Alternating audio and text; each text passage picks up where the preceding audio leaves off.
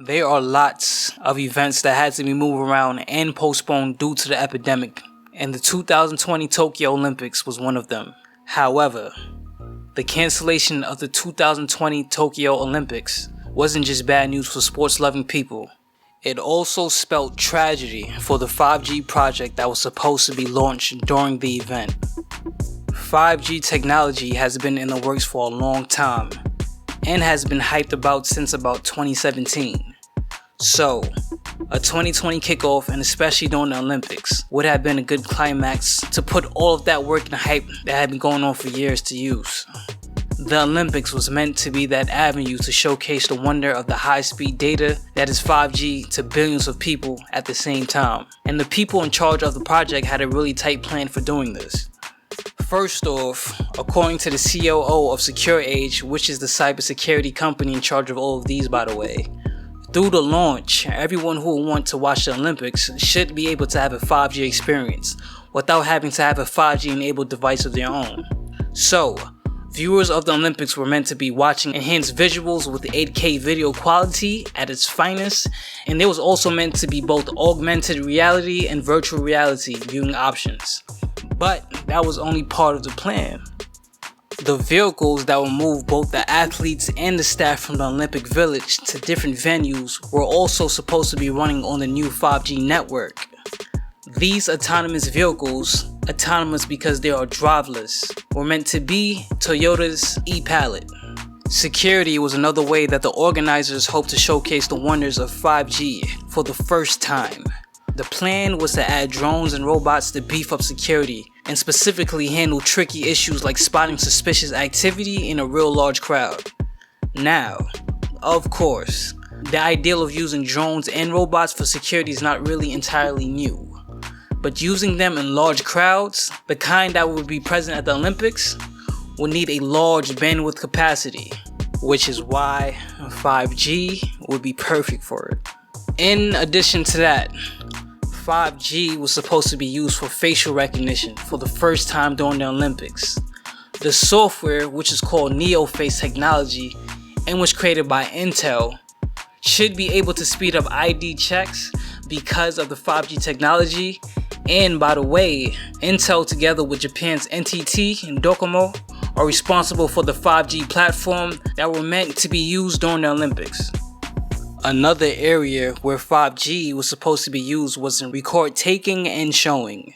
The technology used in showing representations of the different areas represents the different arenas in real time, and the 3D athlete tracking, 3DAT, were supposed to be used showing the contestants' speed and position, also in real time, were meant to run on 5G. And the intended results was that the technology will be faster and produce clearer visuals. Now, so far I have been talking about the 5G launch in the past tense because it was meant to happen during the 2020 Olympics, of course. However, the games have been rescheduled to start on the 24th of July of 2021. So all of those improvements that were planned for the 2020 Olympics will now happen this year, of course.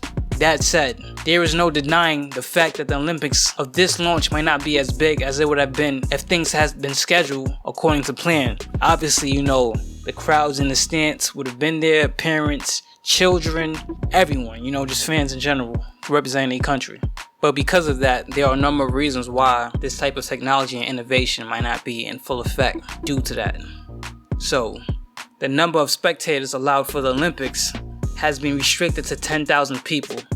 And even that number is not guaranteed because some of these athletes can't bring their parents who were cheering for them their whole life, leading to this point to get to the Olympics, and also their children. But that's not even what's worse. What's worse is the time gap between when preparations were made and when the official launch is actually going to happen. You see, the problem here is that while the official launch of 5G could be postponed, the technology and infrastructure cannot have been kept dormant from 2020 to 2021.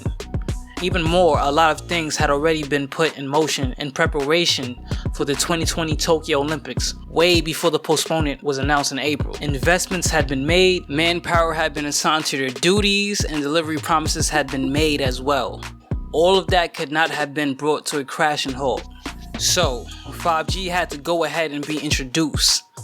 on a much smaller scale internationally. A few 5G infrastructures were planted here and there, but then nothing much could be done due to the social distancing measures. As a result, most people did not even notice the introduction and so were not able to appreciate it. But that was actually the better outcome.